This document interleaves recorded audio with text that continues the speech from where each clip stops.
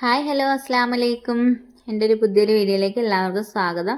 ഞാനിതൊരു ഷേക്കിൻ്റെ റെസിപ്പി ആയിട്ടാണ് വന്നിട്ടുള്ളത്. നമ്മുടെ ഡ്രാഗൺ ഫ്രൂട്ട് ഇല്ലേ, അതുകൊണ്ട് നല്ലൊരു ടേസ്റ്റി ആയിട്ടുള്ളൊരു മിൽക്ക് ഷേക്കാണ് ഞാനിന്ന് റെഡിയാക്കുന്നത്.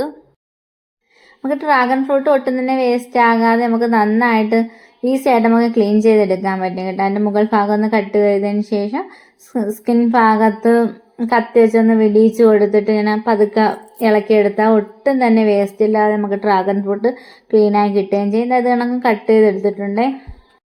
ഇനി ഇതാ കട്ട് ചെയ്തെടുത്തിട്ടുള്ള ഡ്രാഗൺ ഫ്രൂട്ട് ഒരു മിക്സിയുടെ ജാറിലേക്ക് ഇട്ട് കൊടുക്കുന്നുണ്ട്. മധുരത്തിന് ആവശ്യമായിട്ട് 2 സ്പൂൺ പഞ്ചസാര ഇട്ട് കൊടുക്കുന്നുണ്ട്. ഒരു ഗ്ലാസിൻ്റെ അടുത്ത് പാലും കൂടെ ഒഴിച്ചു കൊടുത്ത് നന്നായിട്ട് ഇതൊന്ന് അരച്ചെടുക്കാം. നമ്മൾ ഡ്രാഗൺ ഫ്രൂട്ട് വെറുതെ കട്ട് ചെയ്ത് കഴിക്കുന്നതിനേക്കാളും കൂടുതൽ ടേസ്റ്റ് ഇങ്ങനെ പാലൊഴിച്ചിട്ട് ഷേക്ക് അടിച്ച് കുടിക്കുമ്പോഴാണ് കേട്ടോ. എനിക്ക് ഭയങ്കര ടേസ്റ്റ് കണക്ക് തോന്നി. നമ്മളല്ലാതെ കഴിക്കുന്നതിനേക്കാളും കുറച്ചുകൂടെ ടേസ്റ്റ് ഷേക്ക് അടിച്ച് കുടിക്കുമ്പോഴാണ്. ഞാൻ നന്നായിട്ട് ഇത് അരച്ചെടുത്തിട്ടുണ്ട്. ഇനി നമുക്കൊരു സെർവിങ് ഗ്ലാസ്സിലേക്ക് ഒഴിച്ചു കൊടുക്കാം.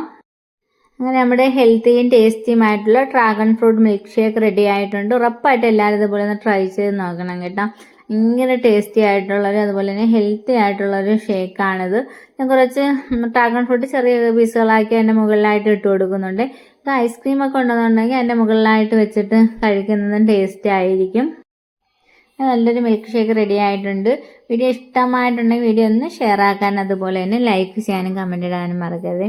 ആരെങ്കിലും പുതുതായിട്ട് കാണുന്ന കൂട്ടുകാരുണ്ടെങ്കിൽ ഒന്ന് സബ്സ്ക്രൈബ് ചെയ്യാൻ മറക്കല്ലേ. അപ്പോൾ ഇത്രയൊക്കെയുള്ളൂ. ബൈ.